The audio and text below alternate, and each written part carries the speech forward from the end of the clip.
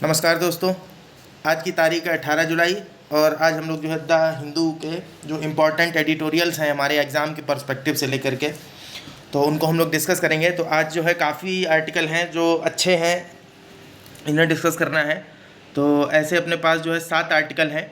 तो पहला आर्टिकल जो है वो इंडिया यूएई रिलेशनशिप के से रिलेटेड है। अभी प्रधानमंत्री जी जो है दो देशों की यात्रा पर गए थे, फ्रांस और यूएई। तो फ्रांस रिलेशन को लेकर के कल एक एडिटोरियल हम लोग डिस्कस कर चुके हैं, जिसमें पनडुब्बियों वगैरह के बारे में काफ़ी डिटेल से डिस्कस किया था।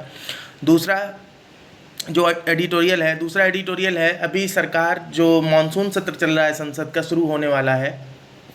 तो इस मानसून सत्र में सरकार पर्सनल डाटा प्रोटेक्शन बिल को जो है प्रस्तुत करने वाली है, और पर्सनल डाटा प्रोटेक्शन बिल में जो प्रोविज़न है उन प्रोविज़न के थ्रू आरटीआई एक्ट जो है 2005 का, राइट टू इन्फॉर्मेशन एक्ट, उसमें कुछ सुधार होने हैं। तो उन सुधार होने की संभावना को लेकर के क्या प्रभाव पड़ेगा राइट टू इन्फॉर्मेशन एक्ट के ऊपर, इसको लेकर के एक आर्टिकल है। तीसरा आर्टिकल है अभी जब भारत के प्रधानमंत्री अमेरिका की यात्रा पर गए थे, तो भारत और अमेरिका दोनों ने मिलकर के 6 मामले ऐसे थे जो WTO में निपटारे के लिए लंबित पड़े हुए थे। तो उन मामलों को आपसी सहमति से ही निपटा लिया है दोनों देशों ने। तो इसको लेकर के एक आर्टिकल है। और सिविल कोड जो है, सिविल कोड को लेकर के एक नए पर्सपेक्टिव के साथ जो है ऑथर ने एक आर्टिकल लिखा है।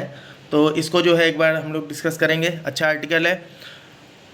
और यूनिफॉर्म सिविल कोड को लेकर के जो है एक बहुत ही कंप्लीट वीडियो एक बना चुके हैं। आप जो है अगर चैनल के प्लेलिस्ट में जाएंगे सोशल इश्यूज़ में, तो वहाँ आपको मिल जाएगा। उसको अगर आप एक बार सुन लेंगे तो पूरा सिनेरियो आपको और भी अच्छे से क्लियर हो जाएगा। पांचवा आर्टिकल है जिसे हम लोग को डिस्कस करना है। ये महिलाओं में एक रोग को जो है, ये रिप्रोडक्टिव डिजीज़ है महिलाओं में। तो इस रोग की जांच काफ़ी लंबे समय से किया जा रहा है, इस पर शोध, और इसका ठीक क्या कारण है अभी तक ये ठीक पता नहीं है। तो ऐसे में जो संभावनाएं निकल के आती हैं उन संभावनाओं को लेकर के एक आर्टिकल है। तो उसमें एक बैक्टीरिया है फूजोबैक्टीरियम। तो उस फूजोबैक्टीरियम का जो लिंक है वो एंडोमेट्रियोसिस से जो है पाया जा रहा है। तो इसमें ज़्यादा कुछ इंपॉर्टेंट नहीं है, पर एक बार जो अपनी जानकारी के लिए हल्का सा जो पॉइंट्स इंपॉर्टेंट है उनको डिस्कस कर लेंगे। उसके बाद छठवां आर्टिकल है हमारा जो चीता प्रोजेक्ट है। भारत ने जो प्रोजेक्ट चीता के अंतर्गत विदेश से शेर लाए हैं दक्षिण अफ्रीका, और शेर नहीं कहेंगे उनको, दक्षिण अफ्रीका से चीता लाए हैं, दक्षिण अफ्रीका और नामीबिया से, और उनको जो है ट्रांसलोकेट किया गया है इंडिया में। तो आफ्टर ट्रांसलोकेशन जो है उनकी डेथ लगातार होती जा रही है। तो उसको लेकर के एक आर्टिकल है, और प्रोजेक्ट चीता के ऊपर इसमें क्या समस्याएं हैं, आगे फर्दर कैसा रहेगा, तो प्रोजेक्ट चीता के बारे में डिस्कस करेंगे। और उसके बाद कल नीति आयोग ने जो है एक समीक्षा रिपोर्ट जारी की मल्टी डायमेंशनल पॉवर्टी यानी बहुआयामी गरीबी को लेकर के। तो इसमें उन्होंने बताया कि भारतीय राज्यों में जो है बहुआयामी गरीबी का प्रतिशत धीरे धीरे करके घटा है।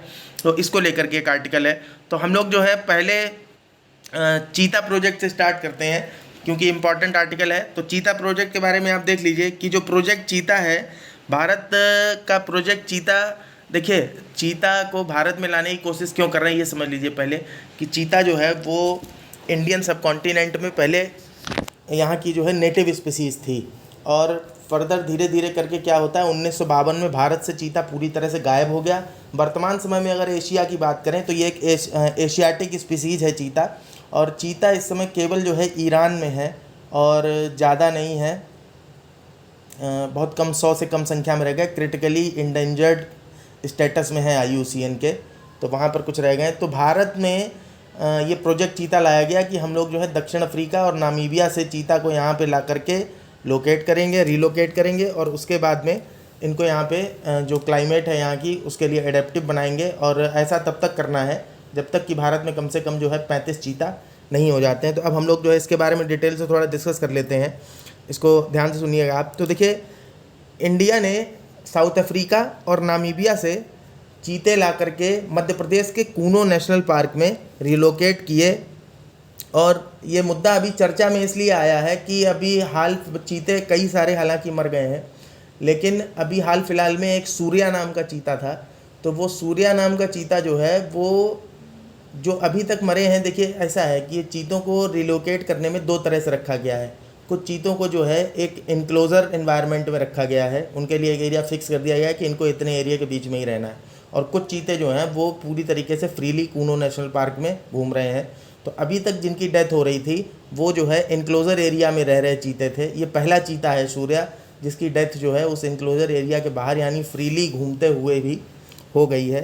तो आप ध्यान रखिएगा कि इनको जो है लोकेट करने के लिए इनके गले में एक रेडियो कॉलर भी पहनाया जाता है, और उस रेडियो कॉलर के लेकर भी जो है इस आर्टिकल में चर्चा की गई है। तो आप समझिएगा कि सबसे पहली बार जो है सितंबर 2022 में नामीबिया से 8 चीते लाए गए, और उसके बाद फिर फरवरी 2023 में इसी साल साउथ अफ्रीका से 12 चीते और लाए गए। तो अभी तक भारत में कुल जो है 20 चीते लाए जा चुके हैं, और 4 जो बच्चे हैं वो 4 बच्चे भी नए पैदा हुए उनको लाने के बाद में, और उन 4 बच्चों में से 3 बच्चे भी मर गए।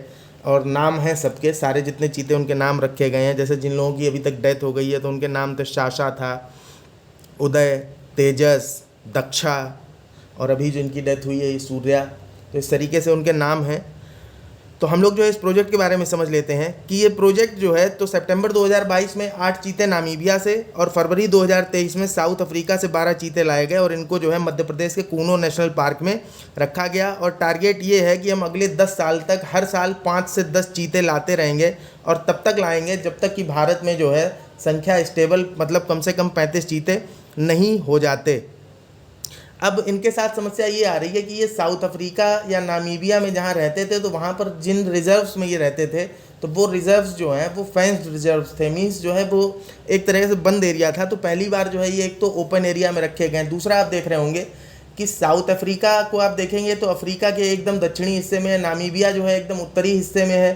तो दोनों जगह की क्लाइमेट को भी आप समझ रहे होंगे किस तरह की क्लाइमेट है। तो दक्षिण अफ्रीका के जो चीते हैं या फिर नामीबिया के जो चीते हैं उनके लिए क्लाइमेट से रिलेटेड चैलेंज भी हैं उनके जीवन को स्थापित करने में। तो इसीलिए उनको यहाँ पे जो है कूनो नेशनल पार्क में रख करके पहले एडेप्टिव करवाया जा रहा है, मीन्स अनुकूलित किया जा रहा है जलवायु के प्रति। तो और एक बात ध्यान रखिएगा कि जिन चीतों को बंद करके मीन्स जिनको जो है जैसे 1 स्क्वायर किलोमीटर का एरिया तय कर दिया गया है कि इनके बीच में रहेंगे, तो उस 1 स्क्वायर किलोमीटर के इनक्लोजर एरिया को बोमस नाम से बोमस बोला जाता है, बोमस, ठीक है। और बाकी के जो चीते हैं वो खुले एरिया में घूम रहे हैं। अभी जो सूर्या की डेथ हुई है तो सूर्या का जो रेडियो कॉलर है उस सूर्या के रेडियो कॉलर पर मैगट्स का लार्वा मिला है। मैगट्स जो हैं आप कीड़े मान सकते हैं, जैसे भुनगे टाइप के कीड़े होते हैं ना, उस तरह का कोई कीड़ा है, तो उसका लार्वा मिला है। तो ये माना जा रहा है कि मैगट्स के इन्फेक्शन से जो है सूर्या की डेथ हो गई है। तो कुछ लोग ये कह रहे हैं कि जो है ये जो रेडियो कॉलर है इसकी वजह से, जैसे जानवरों का आपने देखा होगा कि वो जो है खुद को जो है चाट के अपना शरीर को साफ़ रखते हैं, तो रेडियो कॉलर की वजह से वो अपने खुद को चाट के साफ़ नहीं रख पाया, इसलिए जो मैगट्स थे उन मैगट्स ने जो है उसको इन्फेक्टेड करके उसकी डेथ हो गई। तो कुल मिला के कंक्लूज़न ये निकल के आया कि अभी फ़िलहाल जो भी तर्क दिए जा रहे हैं इन लोगों की डेथ के, देखिए कुछ चीते तो आपस में लड़ाई से मर गए, और जब ये ऐसा ये जो डेथ हुई है, किसी की रेनल इन्फेक्शन से डेथ हो रही है, मीन्स अभी तक आप देखेंगे तो जो बच्चे थे वो तो गर्मी और कुपोषण की वजह से मारे गए, हीट एंड मेल नरिशमेंट उनके मरने का रीज़न था। दूसरा जो तेजस थे तो तेजस लड़ाई में मारे गए, लड़ गए। ऐसे ही कुछ जो हैं वो रेनल इन्फेक्शन में मारे गए। अब उसके बाद ये मैगट से जो है इनकी डेथ हो गई है। तो इस तरीके से क्या है कि एक ये बहस का मुद्दा बन गया है कि आखिरकार डेथ लगातार होती जा रही है तरह तरह की बीमारियों से, तो एग्जैक्ट रीज़न है क्या इनके डेथ होने का। तो इसलिए जो मंत्रालय है, पर्यावरण मंत्रालय ने कहा कि ऐसे जो है ये वैज्ञानिक आधार पर तथ्य नहीं निकल पा रहे हैं, तो इसलिए जो भी चीते हैं इनका सबका जो है मेडिकल रिव्यू किया जाएगा। इसलिए जो है प्रोजेक्ट चीता एक बार दोबारा से चर्चा में आ गया है। दूसरी बात एक चीता को लेकर के और भी है कि चीता का जो सर्वाइवल रेट होता है, जो चीता के बच्चे होते हैं उन बच्चों का जो सर्वाइवल रेट है वो लायंस और टाइगर्स के बच्चों की अपेक्षा केवल 10% ही होता है खुले वातावरण में जीने का। और इसके अलावा प्रोजेक्ट को लेकर भी जो है कुछ कहा जा रहा है कि इस प्रोजेक्ट में भी कमियां हैं। तो प्रोजेक्ट में कमियों के तौर पे पहली कमी कुछ लोग बता रहे हैं कि सारे चीतों को एक ही जगह पे रखा हुआ है, मीन्स कूनो नेशनल पार्क में ही 20 के 20 चीतों को ट्रांसलोकेट कर दिया गया, और कूनो नेशनल पार्क जो है उनके लिए छोटा पड़ रहा है, और उन्हें क्या दौड़ के शिकार करने वाले जानवर है तो दौड़ने के लिए जगह नहीं मिल पाती है। दूसरा रीज़न दिया जा रहा है कि इनको बहुत ज़्यादा समय तक अकेले रखा गया है, और अकेले रखने के बाद अब इनको जब छोड़ा जा रहा है तो फिर जो है ये साइकोलॉजिकल एडजस्टमेंट नहीं कर पा रहे हैं, तो इनको साइकोलॉजिकल एडजस्टमेंट की प्रॉब्लम हो रही है। कुछ लोग कह रहे हैं कि चीता जो है वैसे भी नाजुक प्रजाति होती है, तो इसलिए जो इनकी डेथ होती जा रही है। फिलहाल सरकार का कहना है कि कूनो नेशनल पार्क इतना छोटा नहीं है, जगह ठीक है, शिकार कर सकते हैं वो दौड़ के। और इसके अलावा इस मामले को लेकर के गांधी सागर में भी जो है एक रिज़र्व ऐसा बनाया जा रहा है जिसमें इन चीतों को आगे फर्दर रखा जा सकेगा। सेकेंड रिज़र्व बना रहे हैं ट्रांसलोकेशन के लिए चीतों के, और साथ ही साथ में जो है एक चीता रिहैबिलिटेशन सेंटर भी सरकार बना रही है। तो इस तरीके से जो है ये पूरा मुद्दा था। बाकी आप ध्यान रखिएगा कि ये रेडियो कॉलर जो हैं, इन रेडियो कॉलर का इस्तेमाल लायंस, टाइगर्स, एलिफेंट्स, लेपर्ड्स, इनको जो है ट्रेस करने के लिए किया जाता है कि कहीं जो है खो ना जाए इनको, मतलब इनके जो मूवमेंट्स हैं वो पता चलते रहें। इसके बाद हम लोग चलते हैं अपने दूसरे आर्टिकल की तरफ। नीति आयोग ने जो अपनी समीक्षा रिपोर्ट दी है बहुआयामी गरीबी को लेकर के कि भारतीय राज्यों में किस तरीके से प्रतिशत घट रहा है, तो इसको एक बार देख लेते हैं, ये भी इम्पोर्टेंट है। तो ये जो समीक्षा रिपोर्ट है ये 2015-16 से लेकर के 2019-21 के बीच के लिए जो है रिपोर्ट आई है। मीन्स जो 2015-16 से 2019-21 के बीच 5 सालों का समय था, इस 5 सालों के बीच के समय को लेकर के आई है। और इन 5 सालों में 13.5 करोड़ लोग जो हैं वो मल्टी डायमेंशनल पॉवर्टी से बाहर हो गए हैं। 13.5 करोड़ मीन्स 2015-16 में 24.85% लोग ऐसे थे जो मल्टी डायमेंशनल पॉवर्टी में उलझे हुए थे, मीन्स फंसे हुए थे। लेकिन अब इस समय उनका प्रतिशत घट करके 14.96% हो गया है। तो ये जो रिपोर्ट जारी की गई है अभी नीति आयोग के द्वारा, इसका नाम है national multi dimensional poverty index a progress review 2023। तो इस रिपोर्ट में ये चीज़ सामने निकल के आती है कि 2015-16 में जो मल्टी डायमेंशनली पुअर लोग थे वो 24.85% थे, 24.85% थे, और अब 2019-21 में उनका परसेंटेज जो है 14.96% रह गया है। और इस तरीके से 13.5 करोड़ मल्टी डायमेंशनल पुअर जो हैं उनकी संख्या कम हो गई है। उसके आगे जो है आप देखेंगे तो जो मुख्य राज्य थे जिनमें सबसे ज़्यादा मल्टी डायमेंशनल पॉवर्टी थी, तो ऐसे राज्यों की लिस्ट में आप देखेंगे तो बिहार था, झारखंड था, मेघालय, उत्तर प्रदेश और मध्य प्रदेश। तो ये 5 राज्य जो थे इनमें सबसे ज़्यादा मल्टी डायमेंशनल पुअर थे। अगर इनके मल्टी डायमेंशनल पुअर्स की आप बात करें 2015-16 को लेकर के, तो बिहार में 51.8%, 51.8% मल्टी डायमेंशनल पुअर जो है वो बिहार में थे।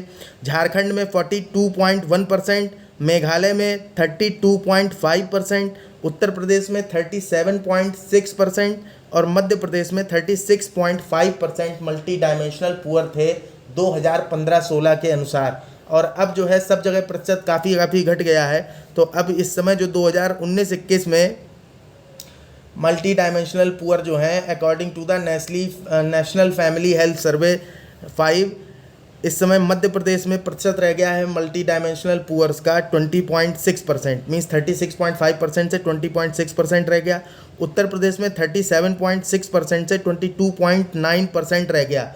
तो सबसे ज़्यादा अगर कहीं पे जो है रिकवरी हुई है, मीन्स मल्टी डायमेंशनल पुअर्स की संख्या कम हुई है, तो वो उत्तर प्रदेश ही है। और उत्तर प्रदेश में आप देख रहे होंगे कि 37.6% से 22.9% रह गए। तो लगभग जो है 3.5 करोड़ मल्टी डायमेंशनल पुअर कम हो गए हैं यहाँ उत्तर प्रदेश में। उसके बाद मेघालय को आप देखेंगे तो 32.5% से 27.7% रह गया है। ऐसे ही झारखंड में 42.1% से 28.8% रह गया है। और बिहार में 51.8% से 33.7% रह गया है। अब इसके बाद आप देखेंगे इसके अलावा जो सबसे तेज़ सुधार करने वाले स्टेट्स की अगर बात करें तो सबसे ज़्यादा सुधार जो है वो उत्तर प्रदेश में हुआ। हमने आपको बताया कि 37.6% से 22.9% पर आ गए। और इसमें 3.5 करोड़ लोग जो है सर्वाधिक लोग मल्टी डायमेंशनल पुअर जो है उत्तर प्रदेश में ही कम हुए हैं। उसके बाद नंबर 2 पे बिहार में, फिर उसके बाद MP में, फिर उसके बाद उड़ीसा में, फिर उसके बाद राजस्थान में। तो अगर आप जो है जो गरीब हैं मल्टी डायमेंशनल पुअर की संख्या कम होने के अनुक्रम में देखेंगे तो उत्तर प्रदेश में सर्वाधिक ज़्यादा लोग कम मतलब इस बहुआयामी गरीबी से बाहर आए। उसके बाद जो है बिहार में, उसके बाद मध्य प्रदेश में, फिर उड़ीसा में और उसके बाद राजस्थान में। अगर शहरी क्षेत्र और ग्रामीण क्षेत्र के स्तर पर देखें तो देखिए शहरी क्षेत्र में 2015-16 में जो मल्टी डायमेंशनल पॉवर्टी का परसेंटेज था वो था 8.65%, जबकि 2019-21 में multi dimensional poverty in urban areas रह गई है 5.27%।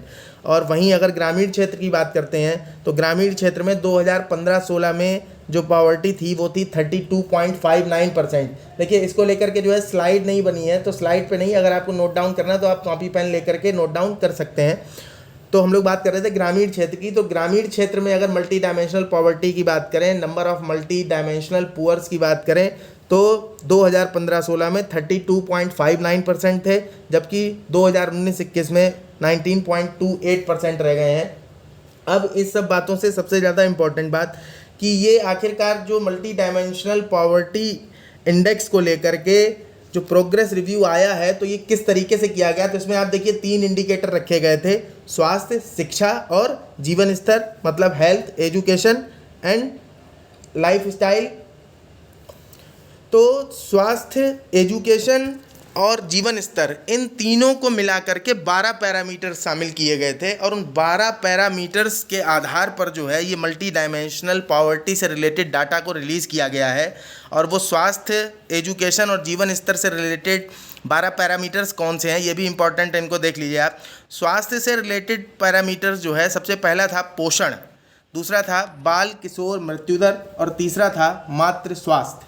ऐसे ही जो शिक्षा का क्षेत्र है तो शिक्षा के इंडिकेटर में 2 पैरामीटर लिए गए थे, स्कूली शिक्षा के वर्ष और स्कूल में उपस्थिति, कि कोई बच्चा जो है कितने वर्षों तक जो है स्कूल में पढ़ रहा है और स्कूल में उपस्थिति क्या है। ऐसे ही जीवन स्तर को लेकर के 7 पैरामीटर शामिल किए गए थे। तो 7 पैरामीटर थे, एक तो रसोई गैस की उपलब्धता, दूसरा स्वच्छता, तीसरा पेयजल, चौथा बिजली, पाँचवा आवास, छठवां परिसंपत्ति और 7वां था बैंक खाते। तो ये 7 पैरामीटर जो है वो जीवन स्तर को लेकर के शामिल किए गए। तो इस तरीके से कुल 12 पैरामीटर्स या 3 इंडिकेटर्स के ऊपर जो है मल्टी डायमेंशनल पॉवर्टी को रिलीज़ किया गया है। और रिपोर्ट ये कहती है कि सरकार ने जो योजनाएं चलाई थी तो उन योजनाओं का बहुत बड़ा प्रभाव है। तो कौन से क्षेत्र पे कौन सी योजना का प्रभाव जो है सबसे ज़्यादा देखा जा रहा है, तो वो योजनाएं भी एक बार आप समझ लीजिए। स्वास्थ्य क्षेत्र की अगर बात करते हैं तो स्वास्थ्य क्षेत्र में पोषण मिशन और एनीमिया मुक्त भारत, इन दोनों योजनाओं का काफ़ी व्यापक असर पड़ा है। अगर शिक्षा के क्षेत्र की बात करते हैं तो समग्र शिक्षा अभियान का काफ़ी व्यापक असर पड़ा है। और जीवन स्तर में अगर आप बात करें तो रसोई गैस की उपलब्धता को लेकर के PM जो प्रधानमंत्री उज्ज्वला योजना है उसका काफ़ी व्यापक असर हुआ है। स्वच्छता को लेकर के अगर बात करें तो स्वच्छ भारत मिशन, और पेयजल को लेकर के बात करें तो जल जीवन मिशन, ऐसे ही बिजली को लेकर के बात करें तो सौभाग्य योजना, आवास को लेकर के बात करें तो प्रधानमंत्री आवास योजना, और परिसंपत्ति और बैंक खाते को लेकर के अगर बात करते हैं तो प्रधानमंत्री जनधन योजना। तो ये योजनाएं हैं जिनको मल्टी डायमेंशनल पॉवर्टी में काफ़ी व्यापक रूप से प्रभावी माना गया है। तो इस तरीके से जो है इस रिपोर्ट के बारे में भी हम लोगों ने बेसिक डिस्कशन कर लिया। बाकी जिन योजनाओं की बात हुई है इन योजनाओं पर जो है अलग से एक वीडियो बना के इनको डिस्कस करेंगे, इंपॉर्टेंट योजनाएं हैं। अब फिलहाल हम लोग चलते हैं अपने तीसरे आर्टिकल की तरफ, the link between endometriosis and infectious bacterium. तो ये है हमारा तीसरा article, the link between endometriosis and an infectious bacterium. और ये जो बैक्टीरिया है इसका नाम है फूजोबैक्टीरियम। तो ये एंडोमेट्रियोसिस के बारे में आप देख लीजिए कि एंडोमेट्रियोसिस अ रिप्रोडक्टिव डिजीज़ मीन्स फर्टिलिटी से रिलेटेड है। तो ये एक तरह की रिप्रोडक्टिव डिजीज़ है जो 10 में से हर एक महिला को है, मीन्स हर एक महिला को मतलब कहने का ये कि 10 में से एक महिला को है। Involves the growth of lesions, lesions मतलब आप समझ लीजिए कि जैसे नहीं ऐसे देखा हो गांठ वगैरह बन जाती है, तो जो गांठ वगैरह बनती है तो आप एक तरीके से कह सकते हैं कि वो जो है एक तरह का लीजन है। तो इसी तरीके से involves the growth of lesions on pelvic organs such as the ovaries. तो जो वीमेंस में ओवरीज वगैरह के पार्ट होते हैं वहाँ पर अगर किसी तरीके का लीजन हो जाता है तो ये एंडोमेट्रियोसिस इसको बोलते हैं और एक तरह की रिप्रोडक्टिव डिजीज़ है। आप ये ध्यान रखिएगा कि अभी कोरिलेशन पाया गया है between the presence of the fusobacterium and endometriosis. और इसके अलावा जो है देखिए ये एंडोमेट्रियोसिस जो है इसके क्या क्या सिम्टम्स होते हैं। बाकी आप देख रहे होंगे कि लीजन्स जो है वो कंपोज्ड ऑफ एंडोमेट्रियम होते हैं, मींस एंडोमेट्रियम से मिलकर के बने होते हैं। ये साइंटिफिक टर्म है, कुल मिला के आप समझ लीजिए केवल कि ये भी एक तरीके की बीमारी। अगर कभी आपको डायरेक्ट जैसे इस तरह का क्वेश्चन अगर पूछेगा तो वन लाइनर में ही पूछेगा कि चर्चा में रहने वाला एंडोमेट्रियोसिस क्या है, या फिर इसके बारे में जो कथन देगा तो ये आप मान के चलिए कि लगभग सारे कथन या तो सही होंगे या फिर जो है कोई बहुत नॉर्मल सा कथन गलत होगा, जो इतनी ही जानकारी से रिजॉल्व आउट हो जाएगा। अब इसके बाद देखिए तो ये जो है a layer of tissue lining the uterus, एक जो है टिश्यू की लेयर है एक तरह से एंडोमेट्रियम, जो यूट्रस को मीन्स एक तरीके से कवर कर लेता है। अब इसकी वजह से प्रॉब्लम क्या क्या फील होती है, एक तो इनफर्टिलिटी, ये याद रखिएगा, इसकी वजह से इनफर्टिलिटी हो सकती है। दूसरा क्रोनिक पेन ड्यूरिंग पीरियड्स, तीसरा पेल्विक पेन, चौथा ब्लोटिंग, नोजिया, फैटीग, थकान is also associated with depression and anxiety. तो ये इसके जो है सिम्टम्स होते हैं कि अगर किसी को एंडोमेट्रियोसिस होने की संभावना है तो उसके अंदर ये लक्षण आपको दिखाई देंगे। इसके अलावा और भी कुछ पॉसिबल कॉजेज़ माने जाते हैं। तो पहला है रेट्रोग्रेड मेंस्ट्रुएशन। तो ये देखिए रेट्रोग्रेड मेंस्ट्रुएशन का मतलब आप समझ लीजिए, इसका मतलब ये है कि ब्लड जो है पूरी तरीके से साइकिल के दौरान पूरी तरीके से ब्लड जो है वो एग्जर्ट नहीं, मीन्स बाहर नहीं आएगा, कुछ ब्लड अंदर ही रह जाता है बॉडी के।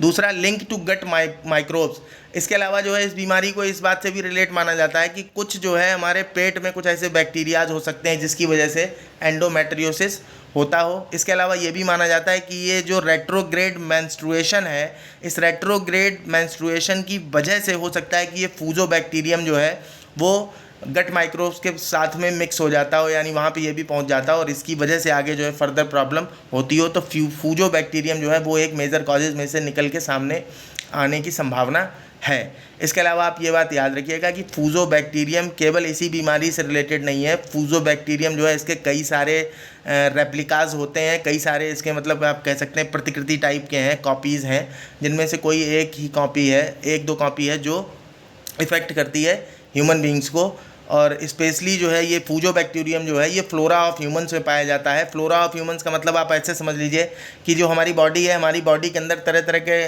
ऑर्गन्स तो हैं ही, देखिए कई सारे, उन ऑर्गन्स में जो है डिफरेंट टाइप के फ्लड्स हैं। तो उन फ्लड्स के अंदर जो है ये फूजोबैक्टीरियम पाया जाता है और ये कई सारे रोगों का कारण जो है हो सकता है। केवल एंडोमेट्रियोसिस का ही कॉज नहीं है। तो इतना ही जानकारी जो है इसको लेकर के थी। तो अब इसके बाद हम लोग जो है अपने चौथे आर्टिकल की तरफ चलते हैं आज का, जो कि यूएई और इंडिया के बीच में पेमेंट सेटलमेंट को लेकर के है।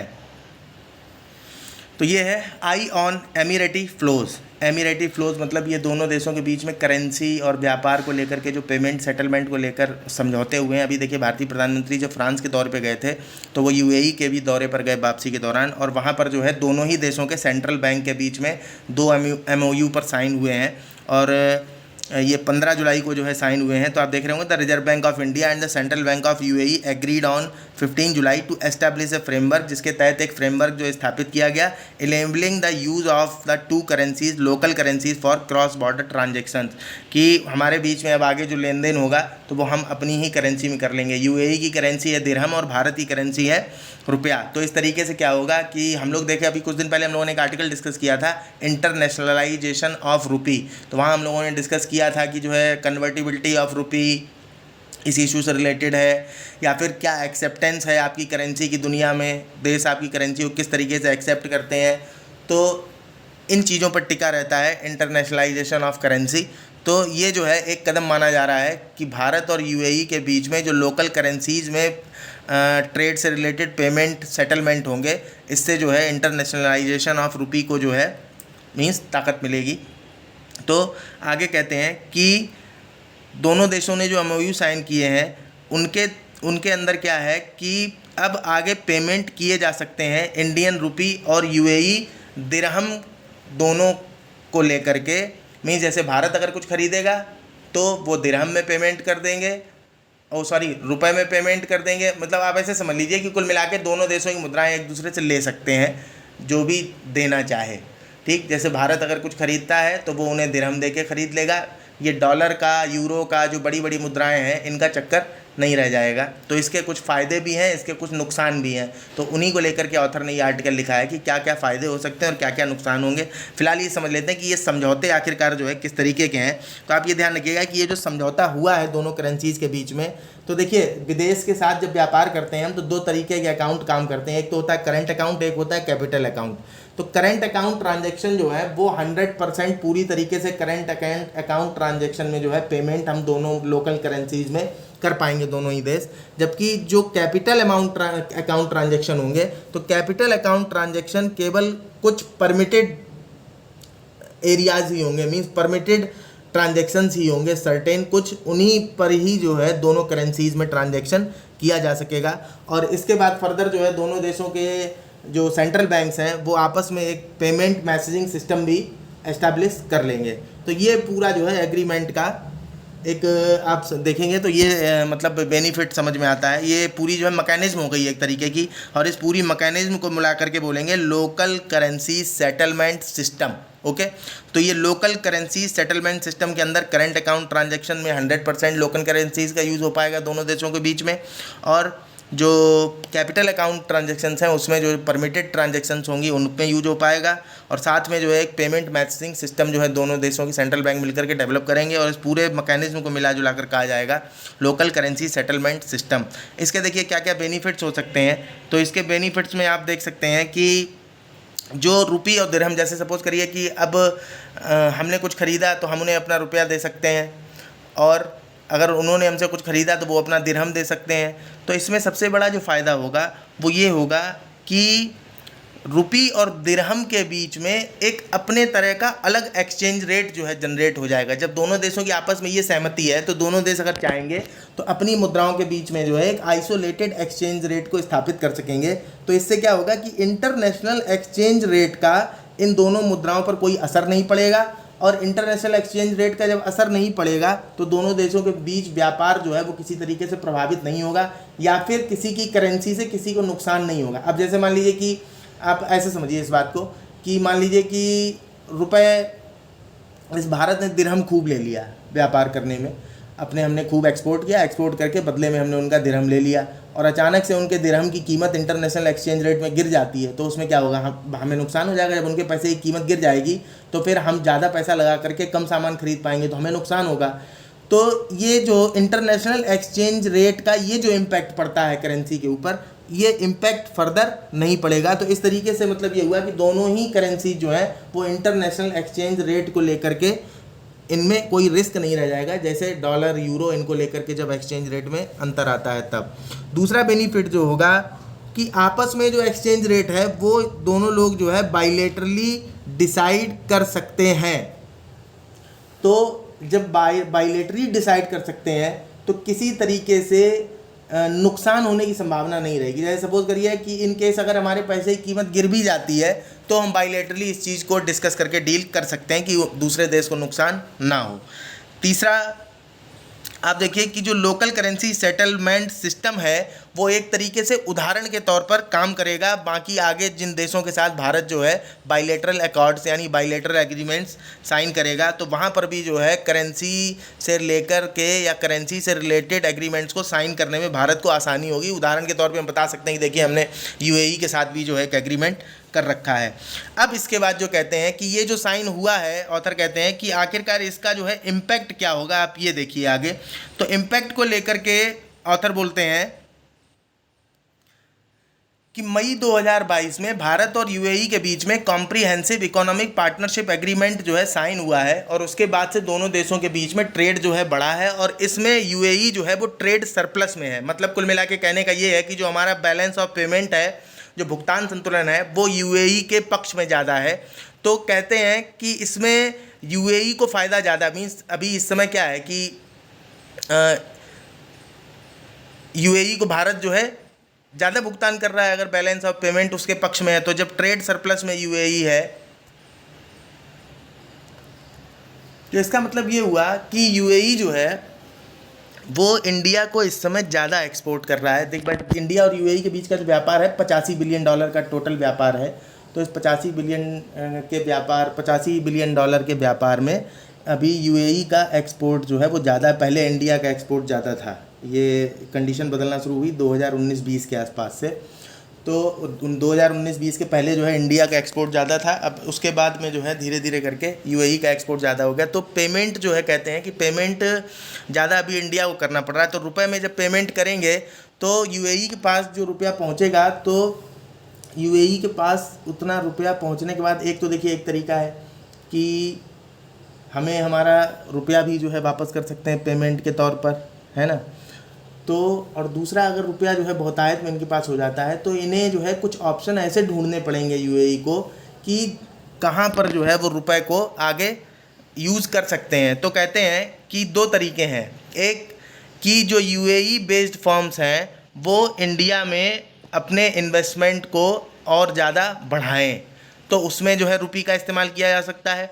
दूसरा कहते हैं कि यूएई जो है वो एक एंटरपॉट की तरह इस्तेमाल कर सकता है। एंटरपॉट का मतलब आप समझ लीजिए कि एंटरपॉट एक तरीके से ऐसा गोदाम होता है कि जैसे सपोज करिए आपने किसी देश से कोई चीज़ इंपोर्ट की, फिर आपने उसको जो है गोदाम में रख लिया और फिर फर्दर आप वो चीज़ किसी और को एक्सपोर्ट करने वाले हैं।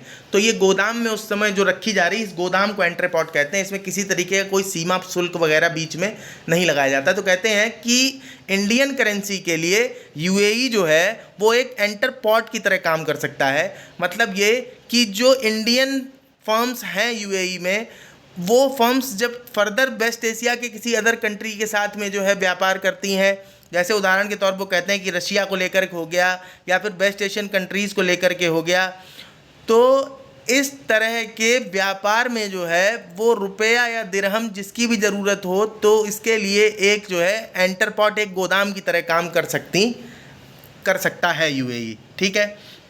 उसके बाद आगे कहते हैं कि यहाँ पर केवल एक समस्या जो आने वाली है वो ये है कि इस बात की सफलता, ये जो मैकेनिज्म बनाई गई इसकी सफलता इस बात पर निर्भर करेगी कि जो बिज़नेस कंपनीज़ हैं वो बिज़नेस कंपनीज़ इस पेमेंट सेटलमेंट मैकेनिज्म को कितना एक्सेप्ट करते हैं। ऐसे मान लीजिए कि कंपनी ही मना कर दे कि नहीं हम रुपये में पेमेंट नहीं लेंगे, तो फिर आप ज़बरदस्ती पेमेंट कैसे कर पाएंगे। वो डॉलर में ही अगर पेमेंट लेंगे, तो इस जो सेटलमेंट मैकेनिज्म है इसकी सफलता इस बात पे ज़्यादा डिपेंड करेगी कि बिज़नेस कंपनीज़ जो है वो इसको किस तरीके से अडॉप्ट कर रही हैं। हालांकि राइटर कहते हैं कि ये चीज़ जो है उनके लिए अडॉप्ट करना ज़्यादा कठिन नहीं होगा, क्योंकि इसके पहले भी 1960 तक जो है 1960 के पहले और 1960 के दशक तक जो वेस्ट एशियन कंट्रीज़ हैं, एक दिन हम लोगों ने जो एक आर्टिकल डिस्कस किया था कन्वर्टिबिलिटी ऑफ रुपी पे कि रुपी के ऊपर भरोसा कैसा है, तो हम लोगों ने वहाँ डिस्कस किया था कि वेस्ट एशियन कंट्रीज़ जो है एक समय इंडियन करेंसी का ही इस्तेमाल करते थे। बाद में गोल्ड स्मगलिंग वगैरह की प्रॉब्लम की वजह से भारत सरकार ने जो वेस्ट एशियन कंट्रीज़ थे उनके लिए अलग से गल्फ़ रुपी के नाम से एक अलग रुपया ही छाप दिया था जो केवल गल्फ़ कंट्रीज़ के लिए था। बाद में धीरे धीरे करके जो वेस्ट एशियन कंट्रीज़ थे उन्होंने अपनी करेंसीज जो हैं वो डेवलप की।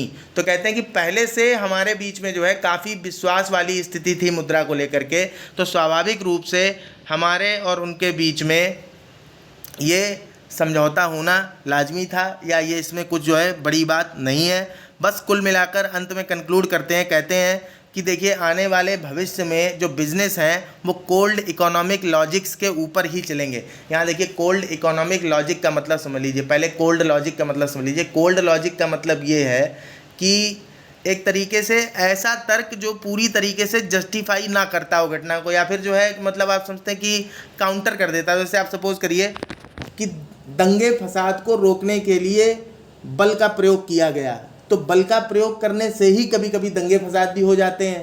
तो ये क्या एक तरीके का कोल्ड लॉजिक है।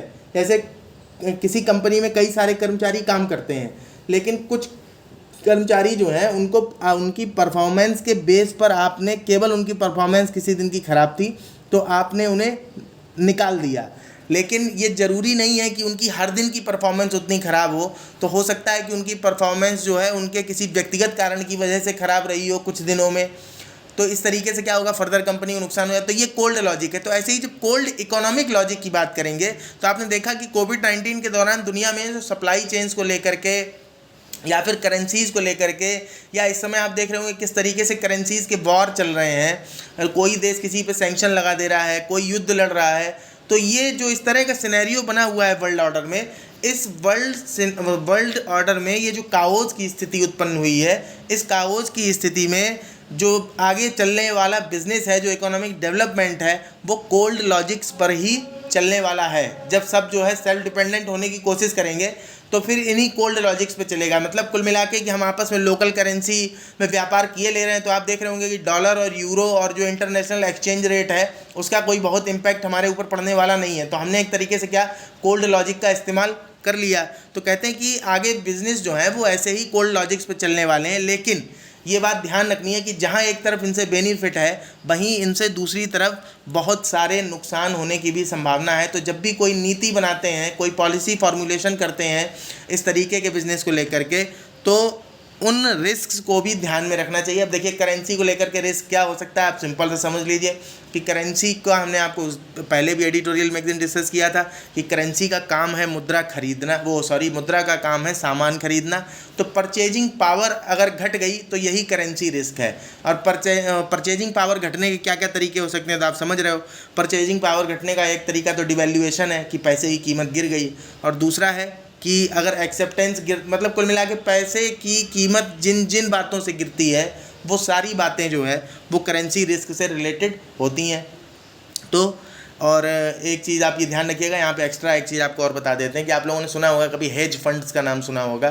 तो जब विदेशों में व्यापार करती हैं कंपनियाँ, तो वो हेज फंड्स का इस्तेमाल इसीलिए करती हैं। जैसे सपोज़ करिए आपने किसी देश में अपना पैसा इन्वेस्ट किया, तो आपने जो 100 रुपये अगर कहीं इन्वेस्ट किया है, तो पैसे की कीमत गिरने में, करेंसी के डिवैल्यूएशन में आपको नुकसान होने के चांसेस रहेंगे।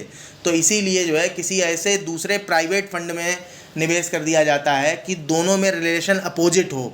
अपोजिट हो मतलब ये कि अगर जहां 100 रुपये इन्वेस्ट किया वहां नुकसान होता है, तो जो हेज फंड होगा वो इस तरह का होगा कि उसमें आपको बेनिफिट हो जाएगा। तो उससे क्या होता है कि नुकसान जो है बैलेंस बना रहता है। तो ये हेज फंड भी जो है इस चीज़ को लेकर के करेंसी रिस्क से ही रिलेटेड होते हैं, काफ़ी चर्चा में रहते हैं।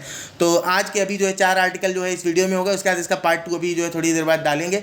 तो उसमें जो है आगे के बच्चे 3 आर्टिकल भी हम लोग डिस्कस कर लेंगे, क्योंकि टोटल 7 आर्टिकल थे। आगे के 3 आर्टिकल भी काफ़ी इंपॉर्टेंट हैं। चलिए ठीक है, नमस्कार, धन्यवाद।